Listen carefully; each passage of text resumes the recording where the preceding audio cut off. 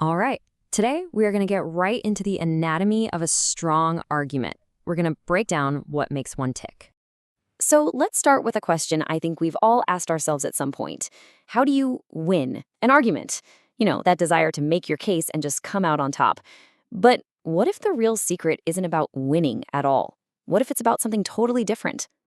Because, you see, before you can even think about winning, you really have to understand what an argument even is in the first place.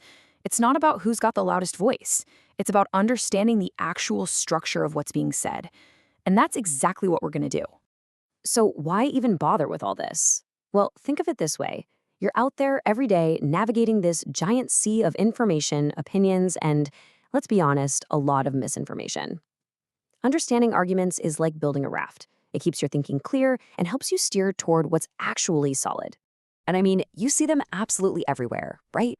From a super dense research paper all the way to a debate with friends about pineapple on pizza. Arguments are just the foundation of how we share and test out ideas. This is not some academic exercise. This is a life skill, for sure. Okay, so let's start building our mental toolkit. And the very first tool we're going to grab is what I like to call the blueprint of belief. This thing helps us see the hidden structure of pretty much any argument. At its core, an argument is actually pretty simple. It's not just someone's opinion, it's a main idea, the claim, that's being propped up by reasons. And those reasons, we call them premises. Their whole job is to support that main point. So let's break this down. Every solid argument really has these three parts. First up, you've got the claim. That's the main idea, right? The big what that someone is trying to convince you of. Then you have the premises. These are the whys, the reasons they give to back up that claim. But wait, how do we know those reasons are any good? That's where evidence comes in. It's the facts, the data, the proof that shores up the premises. All right, time for tool number 2. And for this one, I want you to picture a magnifying glass.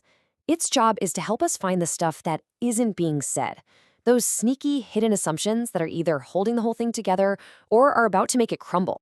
Let's take a look at an argument you've probably heard before. Students should use tablets in class because technology improves learning. Okay, sounds pretty good on the surface, doesn't it? The premise that tech improves learning seems to lead right to the claim about using tablets. But hang on, let's pause for a second and pull out that magnifying glass. What is this argument taking for granted? What is it assuming that we're all just going to nod along with? And there it is. The hidden assumption is that technology is this one-size-fits-all magic bullet that helps every single student in the exact same way. Now, is that actually true? Well, maybe, maybe not. The point is, just by asking that question, you've spotted a potential weak spot.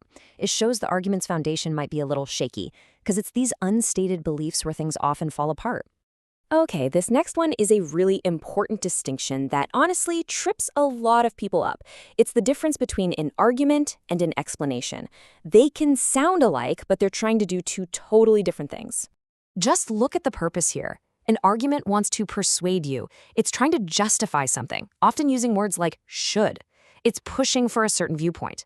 An explanation, though, its goal is just to describe why something is the way it is. It's not telling you what to believe. It's just laying out a cause and effect. Knowing which one you're hearing is crucial. And that brings us to our final and maybe most powerful tool in the kit. Once you've mapped out the structure and you've found the hidden assumptions, it's time to actually stress test the logic. This is how you find out if an argument is truly built to last. And here's how you do it. A simple 4-point inspection. First, ask yourself, is the evidence actually any good? Is it reliable? Second, do the pieces fit together? Does the logic actually lead from the premise to the conclusion? Third, what about those hidden assumptions we talked about? Are any of them making the whole thing wobbly? And finally, are there other ways to explain this? Are there counter-arguments that are just being completely ignored? This little checklist is your secret weapon. So there you have it, your new mental toolkit. You've got the blueprint to see the structure, the magnifying glass to find what's hidden below the surface, and the stress test to check for weaknesses.